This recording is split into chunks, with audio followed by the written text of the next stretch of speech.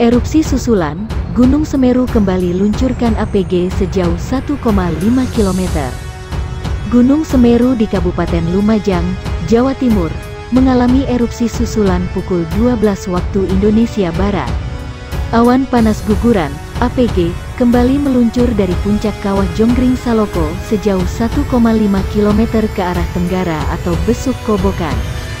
Rekaman seismograf, amplitudo maksimal yang terekam saat APG terjadi adalah 10 mm dengan durasi 110 detik.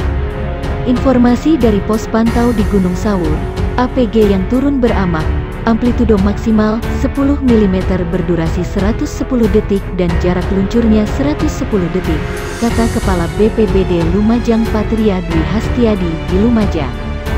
Laporan periodik pos pantau Gunung Api, PPGA, Semeru di Gunung Sawur mencatat, dalam 6 jam terakhir terjadi 2 kali APG dengan jarak luncur masing-masing 1,5 km.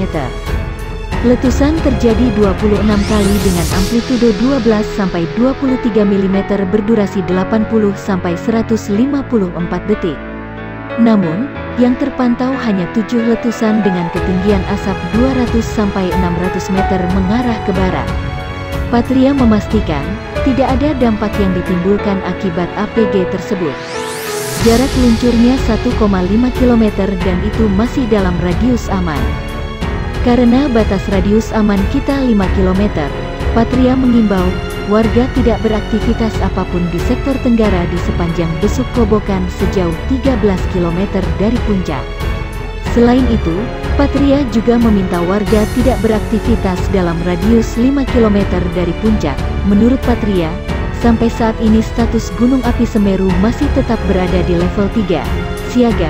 Sekecil apapun imbauan maupun peringatan yang dikeluarkan PVMBG maupun petugas BPBD harap diperhatikan dengan bijak agar tidak terjadi hal-hal yang tidak diinginkan.